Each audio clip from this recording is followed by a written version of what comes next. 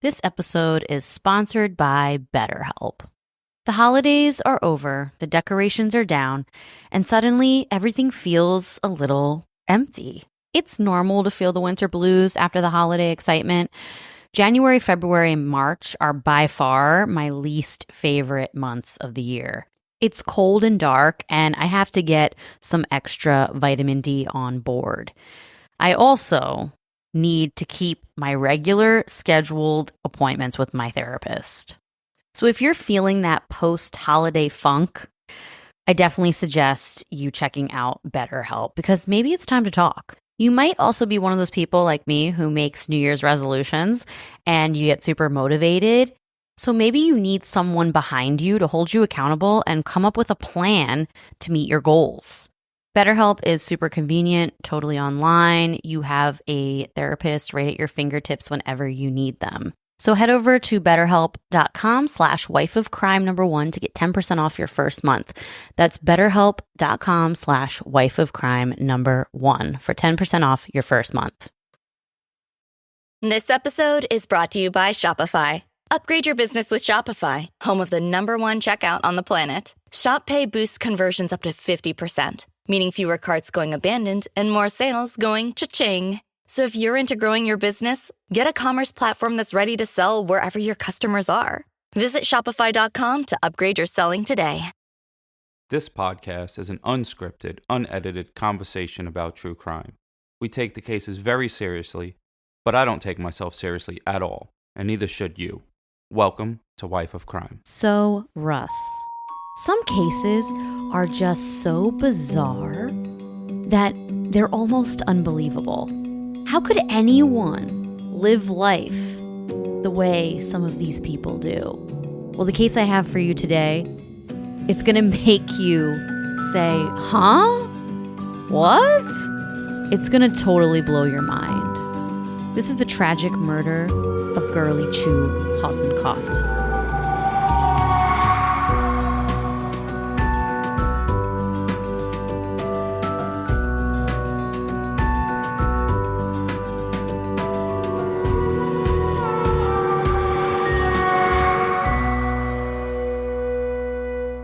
Hey guys, it's Jess.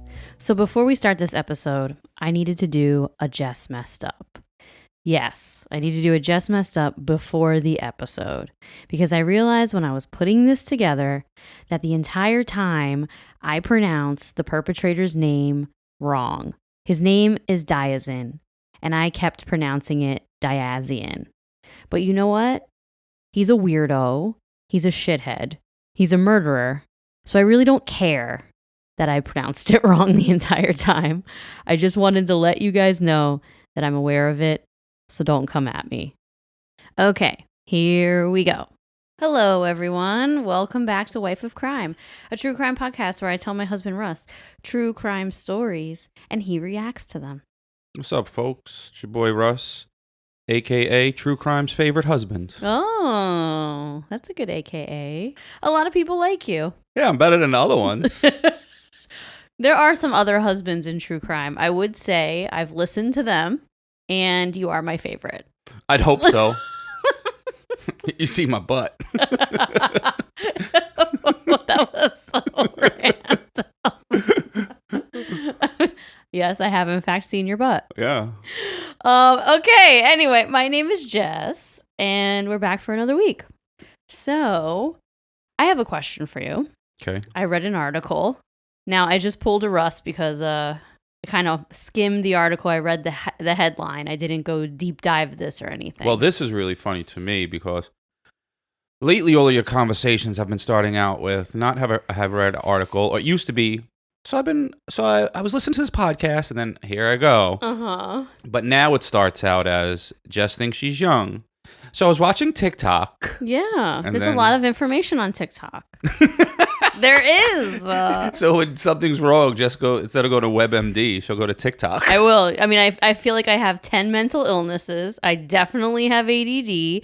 I definitely have all these things wrong with me. TikTok will convince you that your life is a disaster, essentially. But Mind anyway. manipulation, folks. Stay True. away. You know, I watch a little TikTok. I watch the dude with his autistic brother. Yeah. He's like, better. Yeah, I don't know their name. Yeah, me neither. Max. The autistic brother's name is Max. And it's funny. I'm watching that, and I'm like, man, I wish my brother Dave was autistic. This guy seems cool. It's definitely something you're not supposed to say out loud. Well, I like Max. No, Max seems cool. Definitely. So anyway, I read this article, and this guy in Texas, he's 50 years old, and he just got a life sentence because he got his 9th DUI.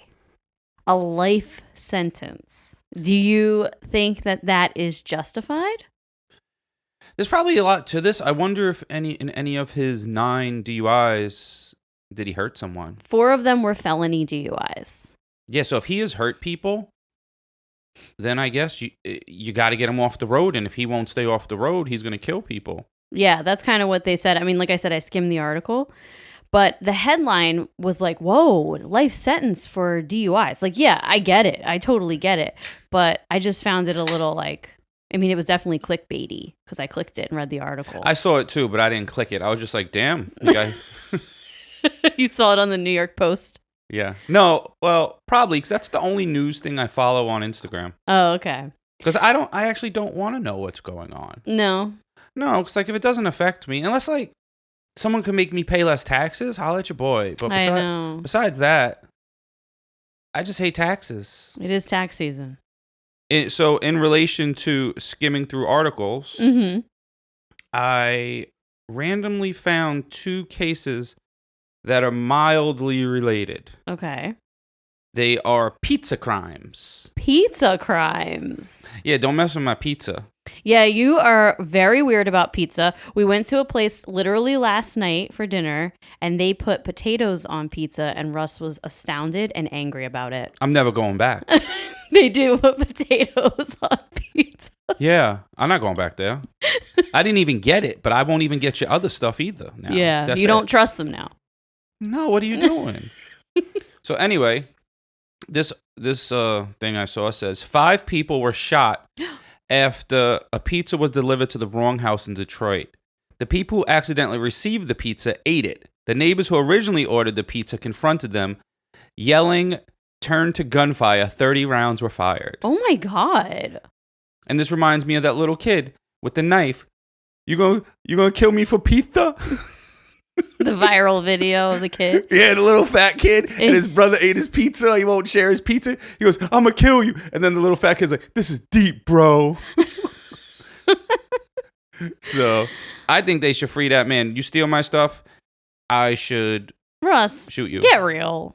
Unless it was like Domino's, then you don't deserve, like, maybe you could just like hit him with a wong bong in the head or something. What state was it? Probably. Oh, Detroit. Detroit. It was definitely Domino's or Papa John's. No, don't they have like Detroit deep dish pizza? Isn't that like a thing? No, it's Chicago deep dish pizza. This turned into a start spreading the news all of a sudden. This is the last one I'm going to talk about. Mm-hmm. And another pizza crime. Okay. Florida man arrested after slapping a woman across the face with a slice of pizza. He slapped her with the pizza? Yeah, and she must have really deserved it for him to get rid of his pizza. Oh my God. Unless someone served you a pizza with potatoes on it and you looked at it and then slapped them with it, you should get away with that too. Oh, that's a terrible slap to get all greasy on your face. Ooh. Yeah. That sucks. Definitely sucks. So, hashtag free to pizza people. No, I don't think they should be free. They should all be in jail. 1,000%. And I love pizza just as much as you do. Especially Tommy's in the Bronx. If you're ever in the Bronx, go to Tommy's. Yeah. So this month on the Patreon, we watched Long Shot. It was really good. That was the best documentary we ever watched for True Crime and Well, Show. spoiler alert from Russ. That was his favorite documentary. Yeah. It's on Netflix. It's called Long Shot. It was so good. We talked about it. We also talked about stories about Yankee games and all kind. We always have fun on the True Crime and Chill episodes. I have fun on all episodes. I don't know about you, Jess. Oh yeah, but I have a lot of fun on those too because we get, we both are drinking and having a good time. I'm drinking on this one too, Jess. Well, you're drinking on all of them. I think there was like one I didn't drink on, maybe. Yeah. Yeah, because like I have to wake up for work in probably about 4 hours. Yeah, you do. And I'm having some drinks right now. So anyway, we watched Long Shot. If you're interested in listening to our coverage of that, head over to Patreon. And Russ has the patron shout outs for all the new peeps that joined the crime family. In the words of Jess, these are the new peeps who joined the crime family. Thanks, guys. Definitely appreciate you. It's motivating and dope. So this week's Patreons are Dawn, Allie, Cassandra, another Dawn, April, Callie, Moldy Crew. That's my crew, son. Mia, Bradley, Michaela, April, Brittany, Brandy, Amy, Lisa, Owen, and Layla. Nice. So cheers to you guys. Cheers. Open a fresh one. Cheers. And as you guys know, I give the same spiel every week, but this is Review of the Week. That was too much. Very energy. enthusiastic. Yeah, I don't know why I did that. It's not even me. I wasted all my energy for the rest of the damn week right there. So go over to the Apple, give us a review, and if I like it, I'll read it. And if you don't have an iPhone, fix your credit, folks. So nobody likes your green text and your blurry pictures that you sent. He's doing this because his best friend Onyx always ruins their texts in the group chat. Yeah, like, so they wanted to do like a little chat yesterday, and like when he first got his Android, it was like green, like he sent the text. Then like he sends blurry pictures and shit, and I'm like, damn, bro, who messed up your credit? Why you got the Android? But right now, you know, it's funny because Android users are like dead set. Oh no, it's better. Rah, rah, rah. Yeah. They're like, it's like a cult. Yeah, they love their Androids. First of all, I don't even love my iPhone that much, and I don't give a fuck about your Android. Just send me clear pictures. And don't mess up the group chats. So this week's review is from MKS003. Best drinking buddies ever. 5 stars. Cheers to Russ. That is all. Cheers. Short, sweet, to the point. Cheers to me. Cheers to you, but what about me? You got to be nicer to the people. Come on. Cheers to me, too. I have a White Claw. Cheers. There are some people in this world who are so unbelievably narcissistic. It's honestly astounding. What gives people the balls to tell ridiculous, outlandish lies? Maybe it's because they've never been punched in the face before. We've talked about this in past episodes, but some people wouldn't do half the shit they do if they've been punched in the face at least once in their life. Yeah, I told you. We've agreed. If I ever go run for president, everyone gets 1 punch in the face a year or a slap. Mm-hmm. So this way, you know, don't mess with that person. He gets to use 1 punch a year. He might not have used it. Yeah, you have the punch card. Remember, punch we card. you made a whole plan. It's Or slap card. Or yeah. slap card. And then, you know, just so people don't use it badly, at the end of the year, you could turn it in for a little money. 100%. Yeah. There would be a lot less Karens in the world. There would be a lot less viral videos of people acting a fool in restaurants and stuff. But you have to serve them the card. You have to give it to them. You can't sneak them. You can't like snuff them from behind or nothing like that. Okay. So the story I have for you today is so incredibly bizarre. It's full of lies, fake medicine, aliens, and even multi-dimension traveling shape-shifting lizard people. This sounds like it's about to be a cult. It's not a cult. Just kooks. It's insane. But the tragic part of this case is that a woman and a young boy were caught in the web of a true narcissist. And the woman at the center of this case would sadly pay for it with her life. This is the tragic murder of Girly Chew Hossencofft. Are you ready? Yeah, 1 second though. Hey Siri, what does narcissist mean? No, it didn't say it. But a narcissist is a person who has an excessive interest in or admiration of themselves. So basically, a narcissist thinks the world revolves around them. Mm-hmm. And they tell lies, and they think that they're better than everyone, but they tell ridiculous lies, and they just think they're literally the best thing since sliced bread. So Girly Chew Hossencofft was born in Malaysia in August 1963. In 1989, when Girly Chew was in her early 30s, she decided to take a trip to visit the U.S. One of her stops during her vacation to the States was Disney World. Who everyone keeps trying to get me to go to Disney World. I don't want to go. I know. Well, she spent one of the days in SeaWorld. Bro. Fuck SeaWorld. Fuck SeaWorld. Don't ever watch the documentary. Hashtag fuck SeaWorld. No, if you do like SeaWorld, watch Blackfish. Mm-hmm. And then shut that shit down. It's crazy what they're doing to these animals. And these orcas. Orcas. Yeah, not ER. That was, I don't know, I did that. They're like super smart. They know exactly what's going on. Yeah, if you watch Blackfish, you'll probably contemplate suicide for a few minutes. No, you won't. You'll think about going to blow up SeaWorld. Yeah, you definitely will go. Don't hurt yourself. It's so depressing. But anyway, we digress. Yeah, that made me mad and sad, that documentary. So while Girly Chew was visiting SeaWorld, she met a man named Diazien Hossencofft. Diazien tells Girly that he's a thoracic surgeon, and the two of them really are like feeling each other right away. When Girly went back to Malaysia, the two of them kept in touch and became pen pals. This was pen pals. This was like the days of pen pals, because this was back in the day, 1989. You had to really like someone to go buy stamps. And write them a full-on letter and wait for their letter. Yeah, this was before emojis. Like, I barely text back. Your letter? You'd be the worst pen pal of all time. You get a thumbs up from me. Someone send you a letter and you literally would be like, facts. And you write it back.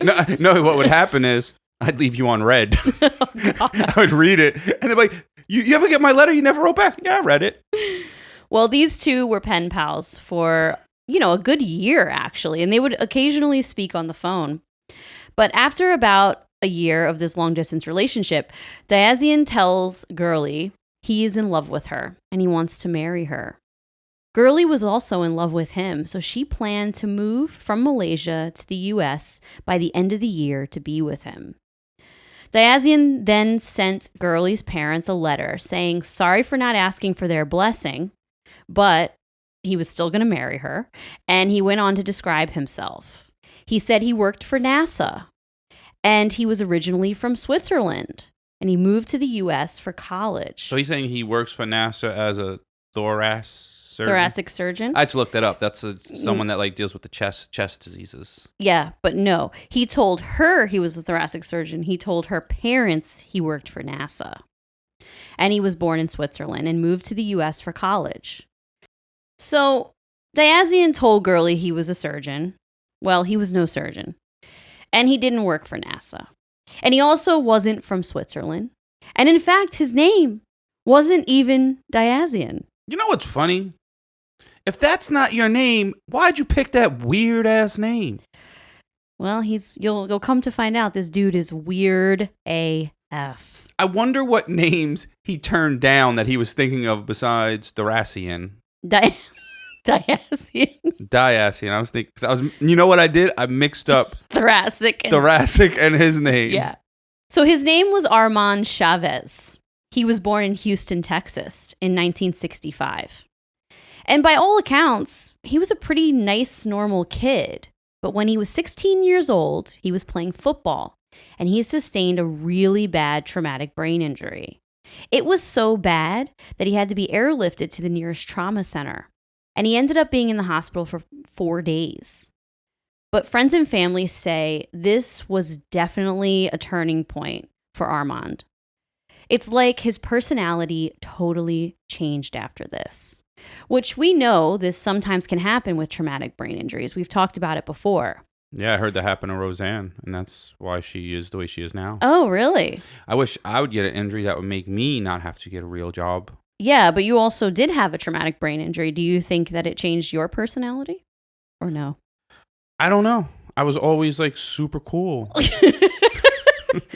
Well, the most famous case of this, and this is a case I learned about in nursing school, is the case of Phineas Gage. Phineas was a railroad foreman back in the 1800s who suffered this horrible injury at work when this gigantic, large iron rod shot through his left cheek and up through his head. But he miraculously survived this, and the rod was removed from his skull. He lost use of his left eye, but the doctors noticed after this accident, Phineas's personality completely changed. And we know about this because Dr. John Martin Harlow treated Phineas in the months after his injury, and he documented this personality change. Dr. Harlow wrote, "The balance between his intellectual faculties and animal propensities seemed gone. He could not stick to plans. He uttered the grossest profanities, and he showed little difference for his fellows." Oh, geez, wait, that might be me. The railroad construction company that employed him, which had thought of him to be like this model foreman, refused to take him back because he ended up changing and becoming such a bad person. So this, guy, Phineas, he became one of the most famous patients in neuroscience because it was the first time doctors realized that there was a link between traumatic brain injuries and personality changes. What happens a lot of times is you lose, your inhibitions, I guess. You become much more risky. You'll do more extreme sports or, you just don't care about risk anymore. Well, a traumatic brain injury to the frontal lobe, which controls your personality, your risk taking, all the things that help us in interpersonal relationships with other people. If you have an injury to the frontal lobe, those things are going to change. And that's what happened with Phineas. So I say all this to say, I'm definitely not offering an excuse for Armand's behavior, right?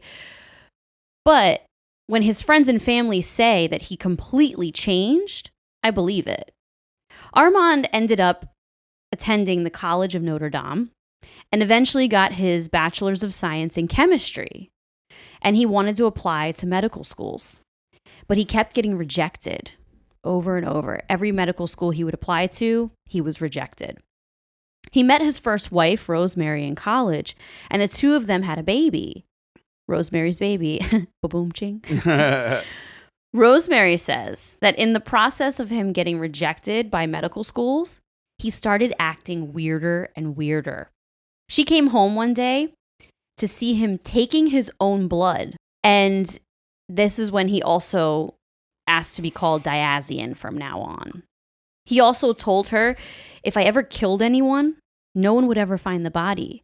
Because since I'm an expert in chemistry, I'll just use chemicals to dissolve it. So after this, Rosemary's like, and I'm out. She files for divorce. It reminded me of that SpongeBob meme where he's sitting in the chair and then he says, I'm out. Oh, yeah, I remember when that was going around.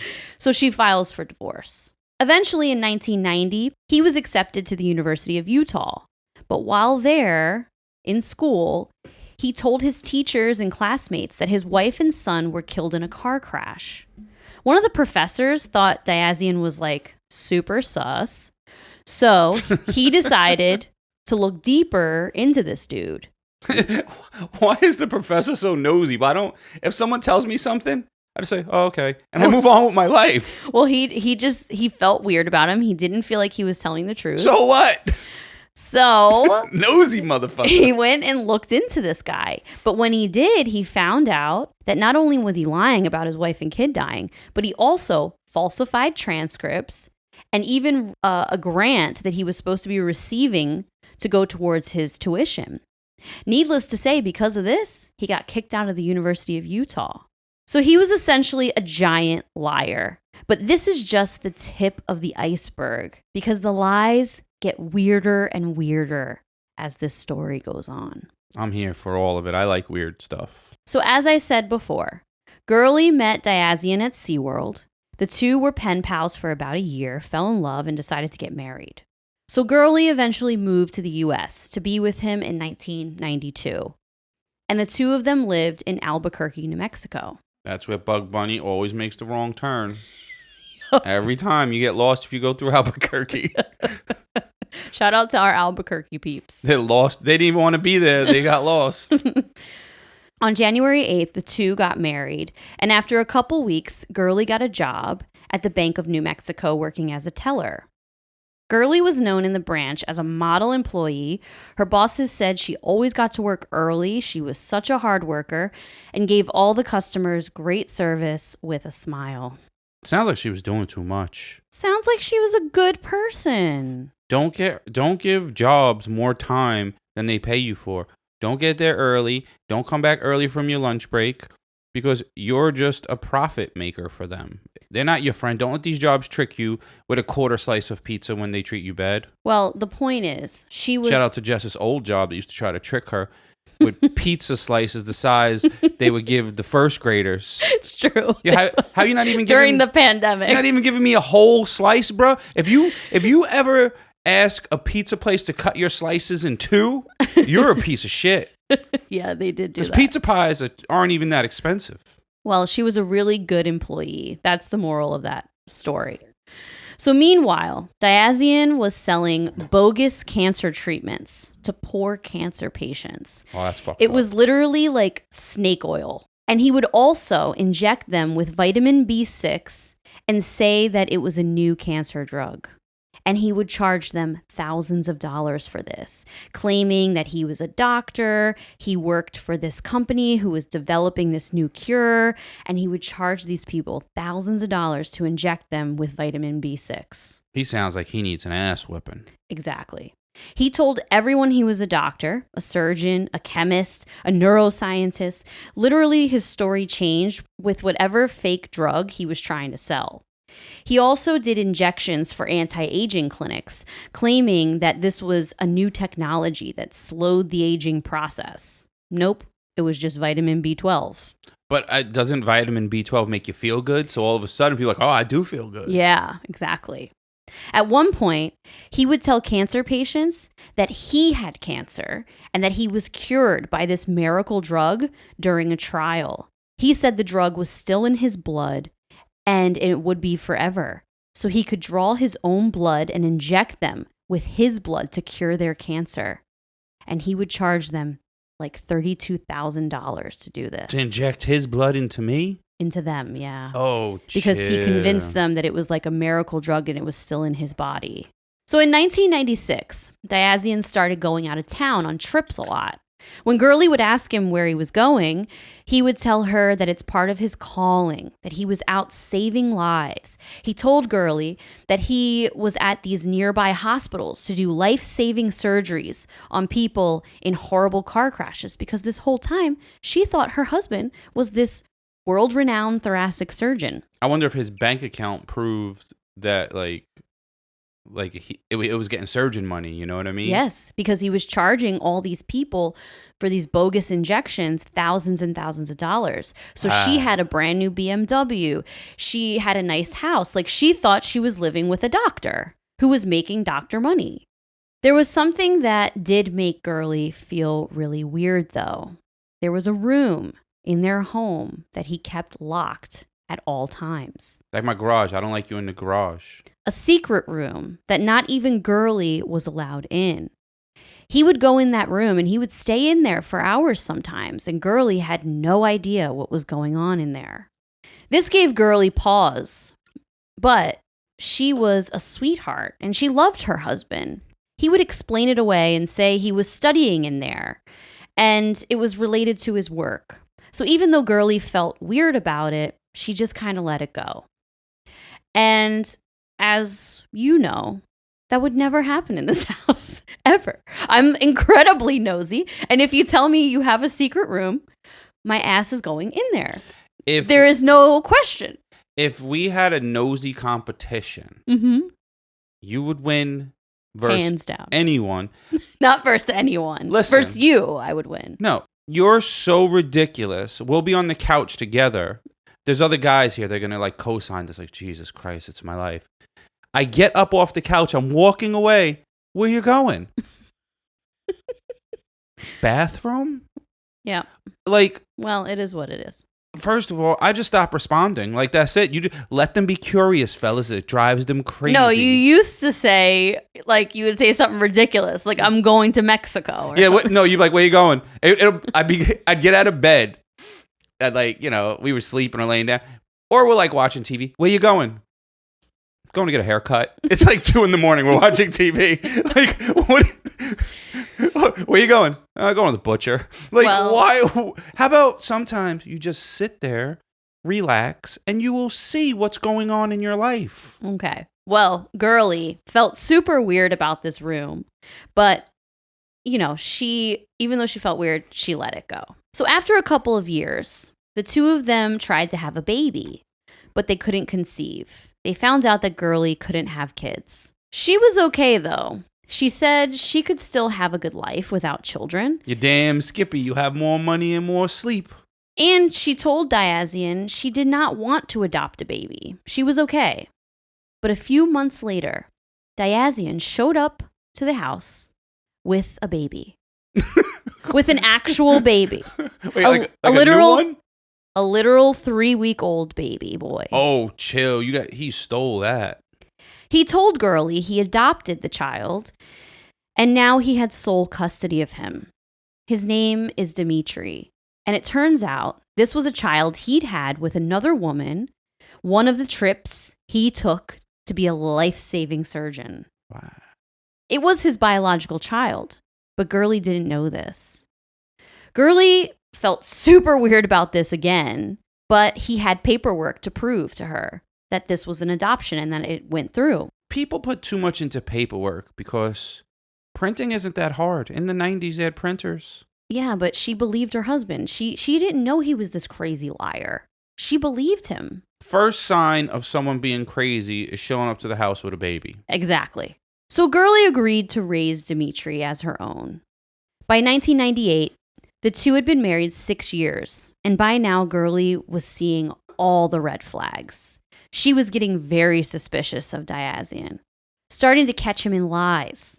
Then she gets a phone call from a woman who claims that she's Diazien's fiancé, and Dimitri is her son. After this, Girly is pissed, and now she wants answers. So she decides to go through all of his shit to find answers. And finally, she opens the locked room.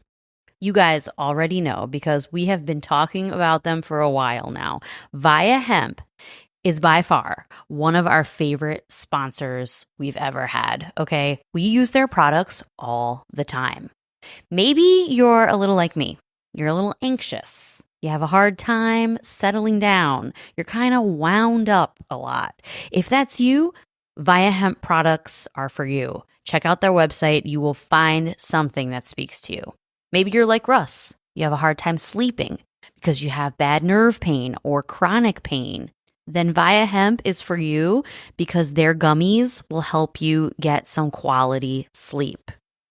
Maybe you're looking to have a really good time. Maybe you just really like edibles. You want to laugh. You want to get the munchies. You want to watch a movie and have a really strong belly laugh. Then Via Hemp products are for you, okay? They're literally for everybody. So head over to viahemp.com, promo code wifeofcrime1 to get 15% off your first order. That's VIIAHEMP.com. Wife of Crime #1 for 15% off your first order. Last year, Save More Money was the most popular New Year's resolution in America. Clearly, a lot of us feel like our money is slipping through our fingers.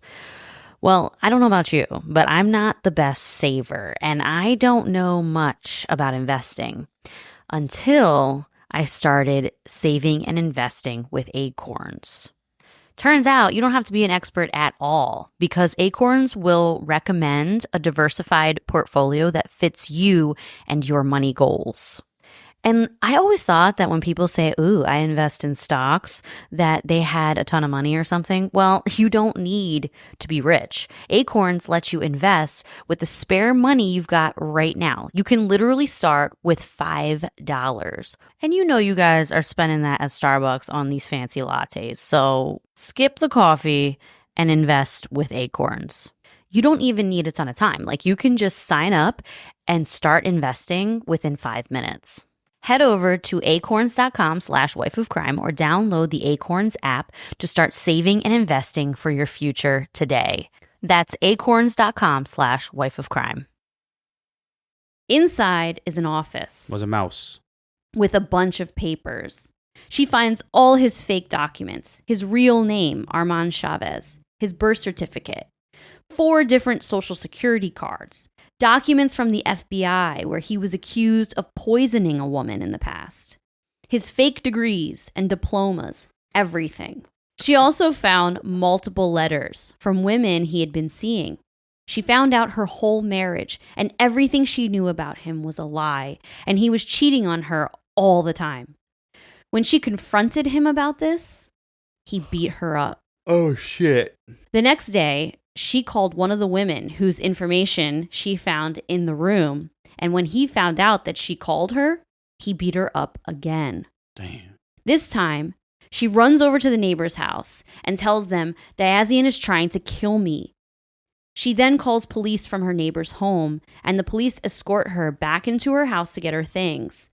She immediately files an order of protection and stays with her closest friend, Ernie. Ernie is a woman, by the way, while she looks for a new apartment. By 1999, she had moved into her own apartment, filed for divorce. She told her coworkers what was going on because they were her closest friends. And she also told them, if I'm ever late for work or don't show up, call the police because it means Diazien has done something to me. She's that reliable that if I'm ever late. Not only that, she's that scared for her life that she told them that. That's funny that I thought about reliability for work instead of like, she's scared. Yeah, she's like scared. After work one day, when she was driving home, he pulled up next to her at a red light and told her he was going to kill her. He regularly called the bank asking to speak to her, but her coworkers would just hang up the phone. He was stalking her at this point.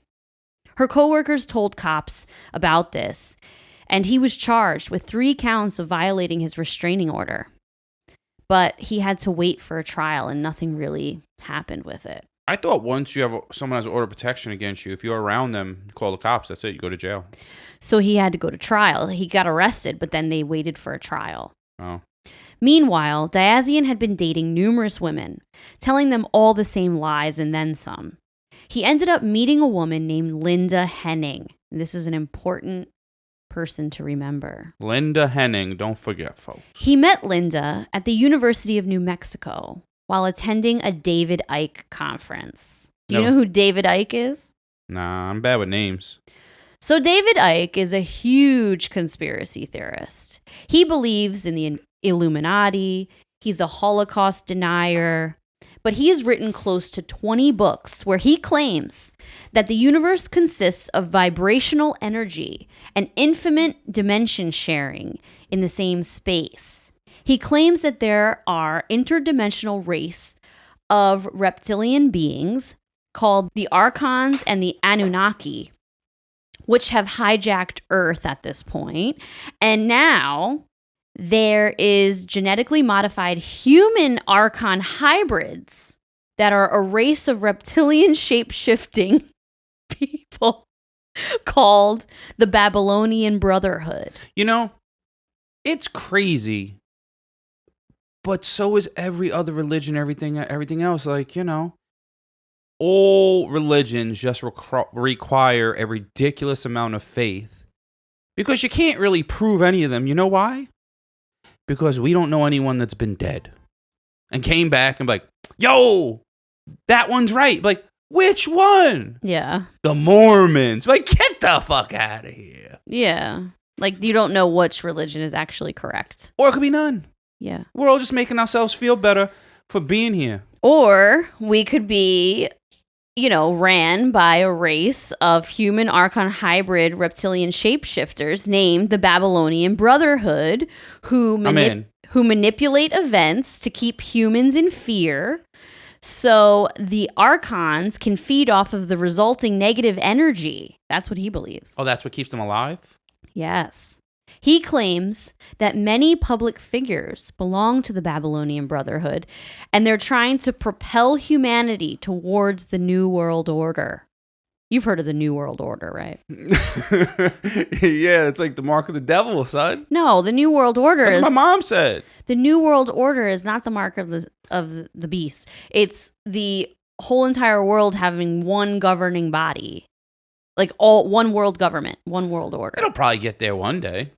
No, but I mean, there probably will. It could be thousands of years from now, but there probably will be one government in charge or something. You know, if there was like aliens that invaded us and that might unite everyone to be all together. Well, he believes that. He believes that these are aliens. This is an alien race. We're on the same page. So maybe you should attend a David Icke conference. You might be down with these beliefs, bro. Maybe this is your new religion. These are my people. Yo, Dave, hit your boy up. So these two kooks, Linda and homeboy Diazien, they met. He's now homeboy Diazien. He's not my homeboy. He's Linda's homeboy. Jesus is my homeboy. You ever see those t-shirts? He's Linda and David's homeboy. So they met at this conference to learn from this dude. And Linda, she's an interesting character herself. She would frequent UFO groups and meetings. She actually was a member of a UFO meeting that she would go to once a week. And Diazien told Linda that he was dying of leukemia, but he had serums that could cure illnesses. He told her that along with the NSA, he made 12 children in a petri dish that are genetically perfect because he knows how to manipulate the human genome. He also told her that he had a serum that reverses aging and that it costs $32,000 a shot. And he said that he himself is a 10,000-year-old alien and that he was put here on this earth to help his alien race decide which people they're going to keep if the world ends. And this lady believed him? Linda was like, damn. The man break of my me dream. off a piece of that. She wanted that 10,000-year-old D. She was feeling it. She was like totally picking up what he was putting down. She fell head over heels so fast. And within 2 weeks of knowing him, she dumped her fiance and moved right on in with Diazien. So Linda hung out a lot with this UFO club, like I said, and they would meet a couple times a month. So she started bringing Diazien with her. He told them that he was this 10,000-year-old alien. How do you say that with a straight face? Like, guys, listen, I'm not kidding. And then you go into your spiel. And he told them that aliens have been here all along and that they were actually shape-shifting lizards who had sex with people, and now their offspring are people who look like people but are actually lizards. And these people are like the royal family and everyone who owns the largest banks in the world, essentially the 1%. He told them that in 2007, these shape-shifting lizard people are going to kill off half of the world's population. Fun fact, didn't happen because now I'm still here. We're still here. So everyone in outside. Everyone in the UFO group except Linda thought this dude was weird AF and full of shit. So if you have a full UFO group thinking you're weird, you're weird. If they don't believe your shit and they believe everyone. Well, listen, I'm not going to hate on UFO groups because I believe in aliens and I believe in UFOs. I've been listening to Payne Lindsay's High Strange. Little plug there for you for Payne Lindsay. Payne, hit me up. First one's on the arm, Payne. Right? But I listen to High Strange. It's really good. And I believe in aliens. But I don't think I would ever go to a UFO group. And if I did go to a UFO group, I would expect people to think I was weird for being in a UFO group. I would just expect it. And I would accept that people are going to think I'm a weirdo. And that's fine. So the group would ask for Diazien's credentials. They wanted to know, like, okay, well, you're a 10,000-year-old alien. Let's see the proof, bro. So they want his driver's license from his previous planet? No, they just wanted some proof. Where's your birth certificate? You can't come in. What kind of birth certificate you got? You can't come in here claiming that you're a 10,000-year-old alien and not have any type of proof. You want it to be a shape-shifting lizard? Let's see your lizard self-shape-shift. Let's see the lizard underneath the human. Well, this is kind of like when people talk about ghost and shit. Like, all right, you want me to believe? Float. Yeah, there you go. So that's what they wanted. And this fool can't float. I bet you nothing. I bet you anything. So the group would ask for his credentials, but he would always forget to bring it with him. He didn't have They didn't have paperwork at wallets the up there. time. Friends of Linda said her personality totally changed. She became completely obsessed with him. Everything was about him. She used to be very put together. She was a pretty lady. She would wear makeup and have herself put together. Then she just kind of started looking a little rough around the edges and just totally being obsessed with him, and her whole world revolved around him. She definitely would have been in a cult if it was a cult. She is in his one-person cult. Yeah, she is. Meanwhile, this whole time, Diazien had custody of 3-year-old Dimitri. Girly, in the divorce, had to agree to give up any rights to Dimitri, even though Dimitri loved Girly like his mom.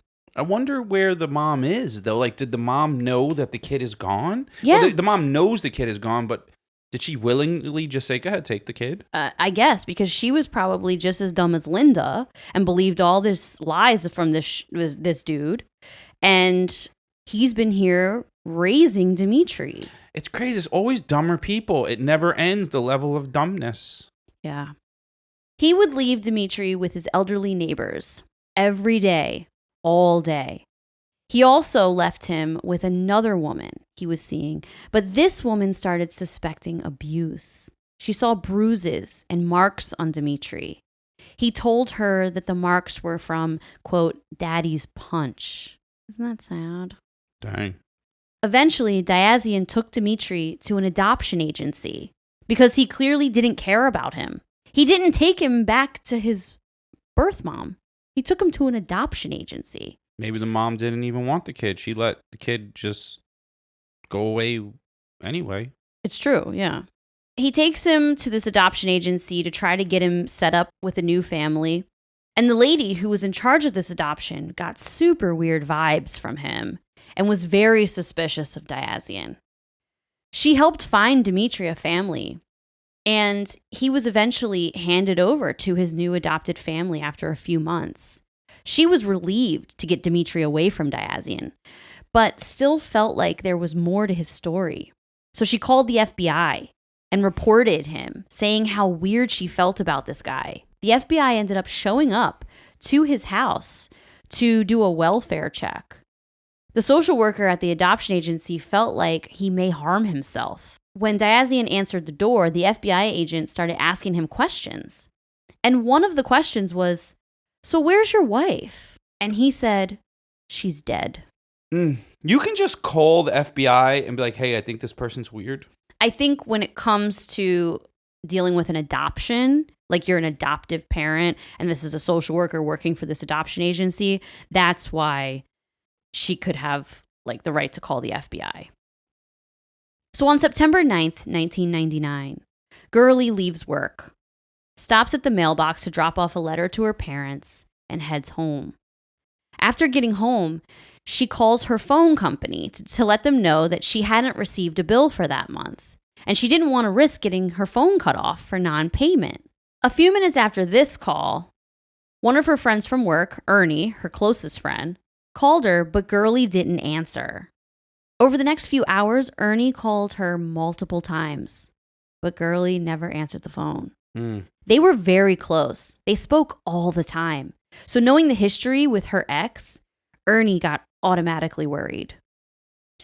Ernie tried calling again early the next morning, but there was no answer. By the time it was time for her shift, Girly hadn't shown up. She was always early, and her coworkers remembered what she said before. If I ever don't show up for work, call the cops because my ex-husband did something to me.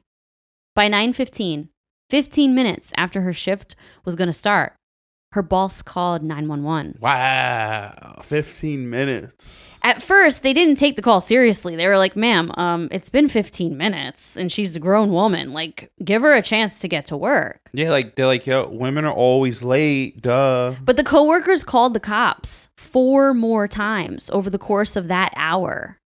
And they explained the history with her ex. So the dispatcher took it seriously and dispatched the police. Meanwhile, one of the coworkers, Jessie, went straight to Girly's house to look for her. Her car was still parked in the front. He asked the building manager if he would let him in Girly's apartment, Bill, the building manager, lets him in because he explained to Bill what was going on. But the place looked normal to these two men. Nothing was weird. The only thing they noticed was 3 stains on the carpet. But it just looked like someone had spilled something. So cops show up to Girly's apartment and they tell them that the place looks pretty normal. Jessie tells cops about her ex-husband. So the cops decide instead of going into Girly's apartment, since they said it looked pretty normal, they would just go straight over to Diazien's house. There you go. When they get there, the front door is partially opened. They walk into the house to find the entire home empty. No furniture. Nothing. Literally, completely empty. So the cops asked the neighbors if they have any information.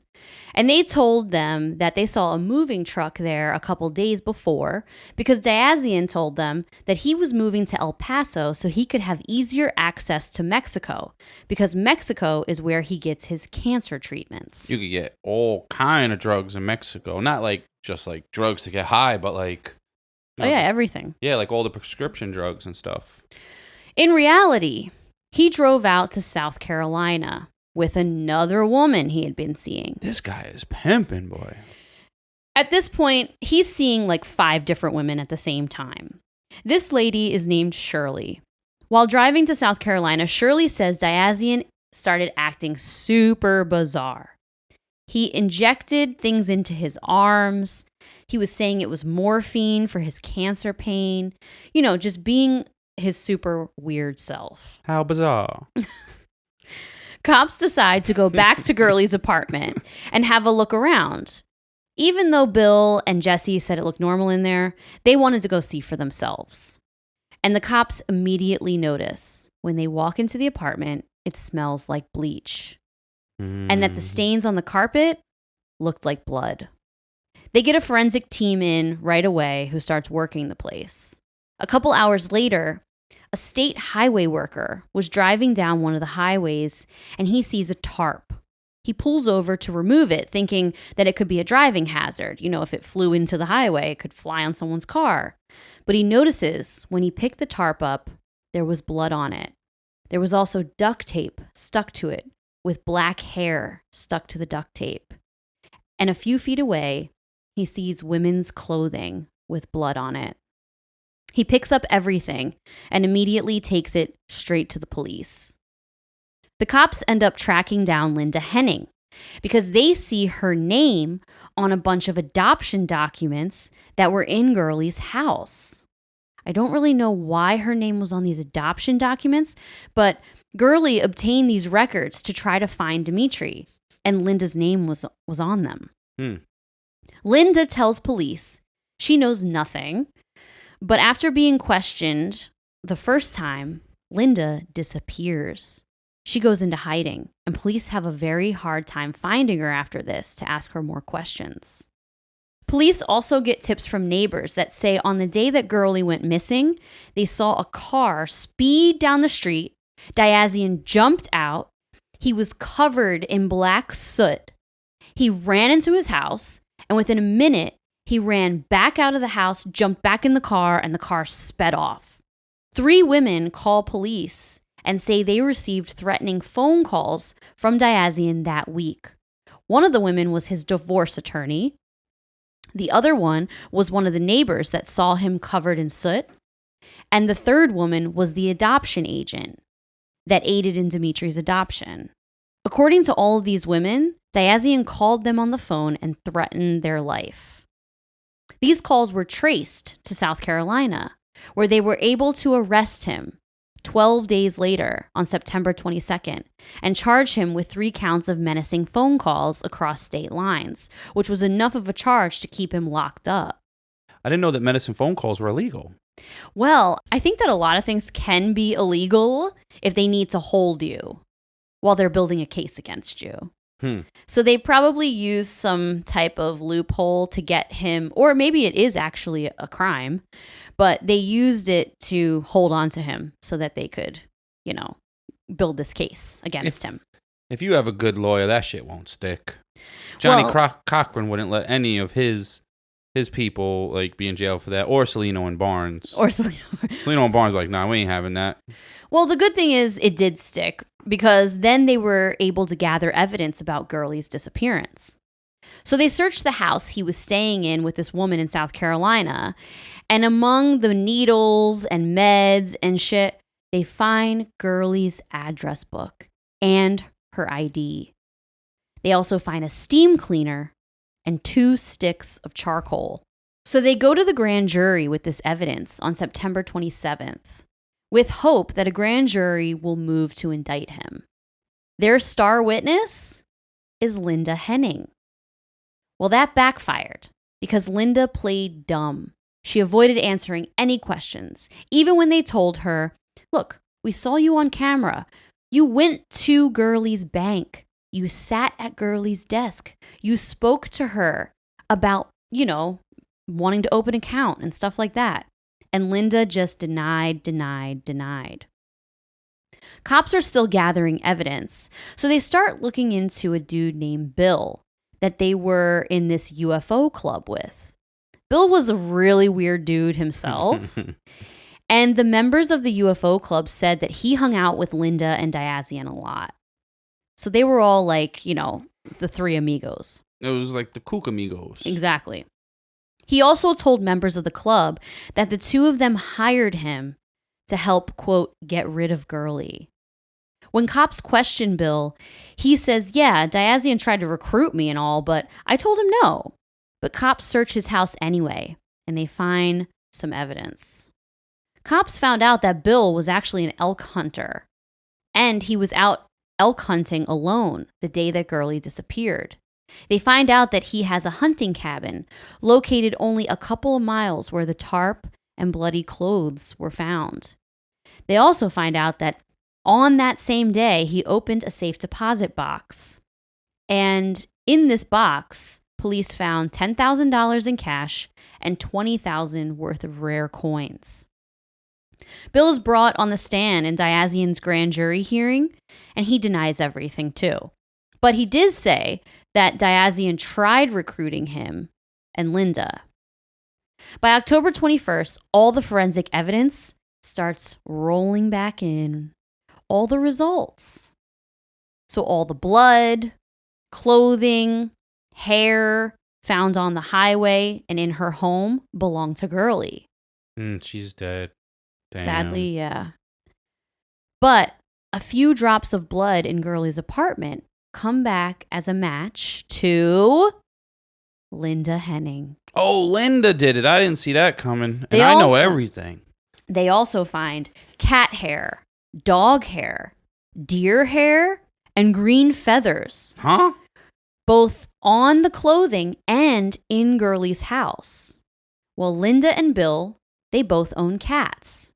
Bill also hunts deer, owns a dog, and when they searched both of their homes, they took samples of their cat's hair, the deer, the dog hair. Hold up, and unbeknownst to everyone, they never took showers. So everything that they've ever come across in their life fell off in Girly's apartment. It really did.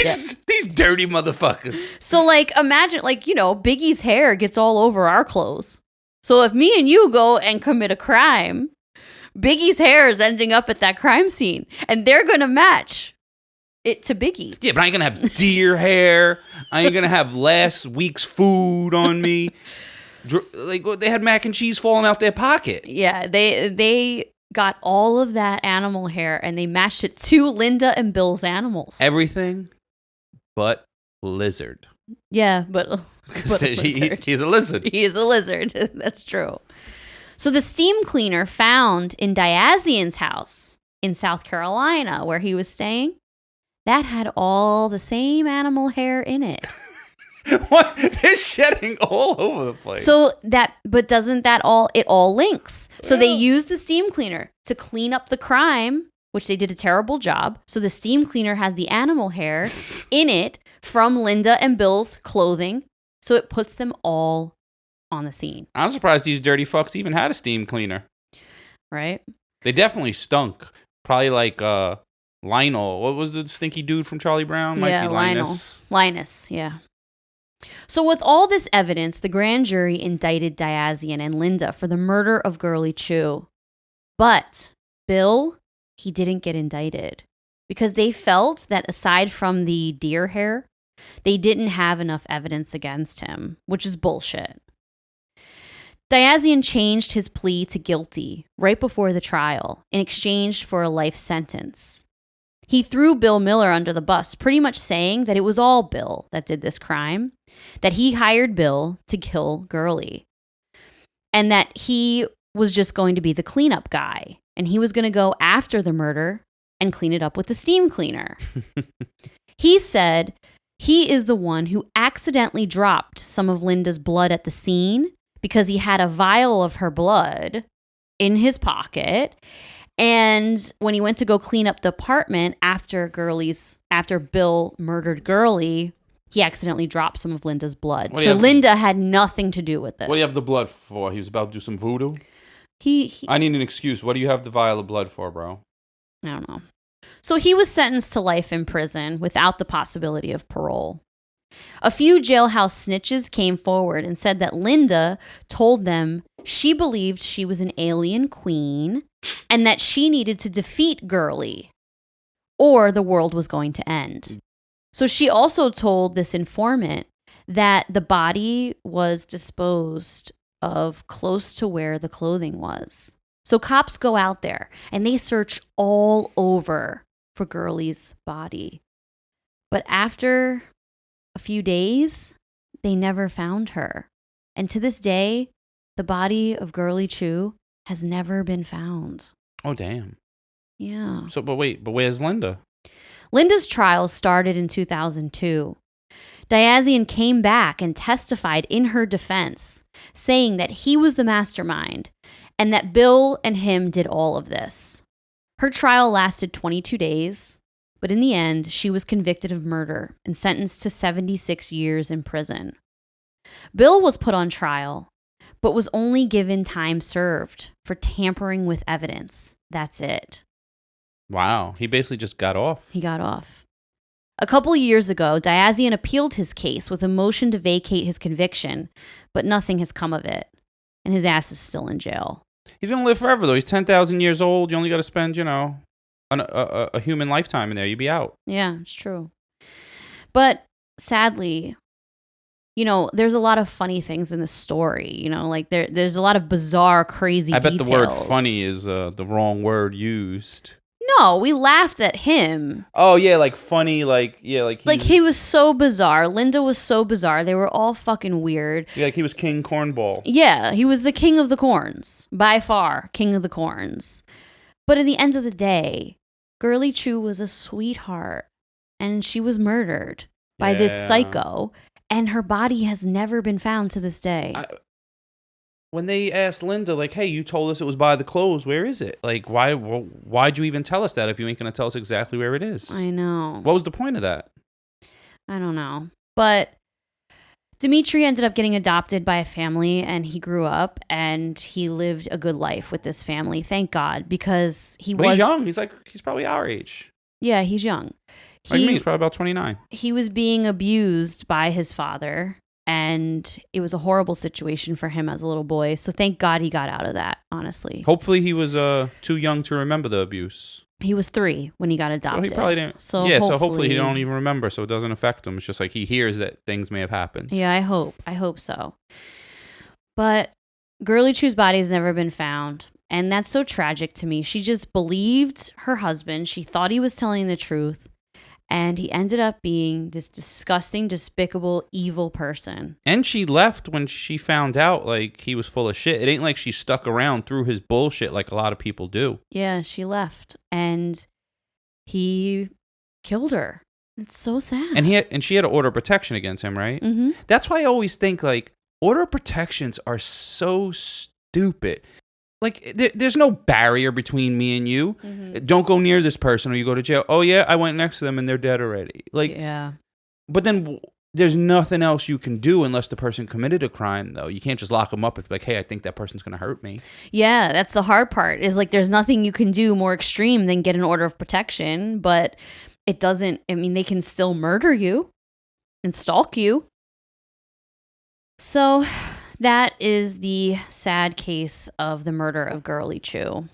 And damn, R.I.P. I know. So tragic. It really is. Just a normal, good person who just trying to live their life and get away from a kook. Yeah, like got caught in the web of this evil, like he's like a nasty, evil spider who like caught people in his web. I wonder if he's telling people these bullshit ass stories in jail. He probably is. Like he's saying he did all this, but I wonder if like he's pulling the alien shit and all that too. Bro, you gotta look up videos of this dude talking. Oh, they have videos of him still talking? Oh yeah. They have videos from the trial. They have videos of him like I want to see after jail. So like once he's been weird. in jail, like I want to see how he is now. He is so arrogant. Still. Oh yeah. He went and he literally appealed his case with a motion to vacate his conviction. Just every single person that goes to jail goes for an appeal. So it isn't like he's doing anything out of the ordinary. There's not one person in jail. Maybe there's one that doesn't appeal. You try to appeal because it's just a long shot. You know, it's a Hail Mary. I get that. I wasn't saying that. I was saying you can see him now because he just appealed. So you can see the footage of that. I thought you were saying he's so narcissistic that he's appealing his case. Like, no, you just give it a shot. No, like you can look up the footage from that and look up old footage of him. And just the way he speaks, he's such an arrogant dick. He really is. He's very Wait, what's his name again? His name is Diazien Hossencofft. How the fuck am I going to spell that? Hey Siri, find Diazien Hossencofft. So when you look... Siri said, Diane has a cough. That's what it translated what I said as. Well, when you look up these videos, you guys should look it up too. It's really crazy listening to him talk. He's a true psychopath. He's disgusting, and he is just pure evil. Pure evil. So... safe to say he wasn't an alien that was 10,000 years old. He his ass sure is gonna wasn't. be in jail forever. I hope he dies in jail. What if he proves us all wrong, and when his sentence is up, he gets out? He's like, I'm back 100 years from now. Oh my God. All right, everybody. Well, thank you for tuning back in. Have a wonderful week. Check us out on Instagram at Wife of Crime Pod. And at wifeofcrime.com, we got that cool-ass beer and wine shirt that you can get. And we got the Woke Up Dead blanket in case you don't want to get out of bed like Jess. Yeah. You never seen anyone not get out of bed like Jess. And you can check us out on Patreon at Wife of Crime Pod. And we will be back for another episode soon. Talk to you later.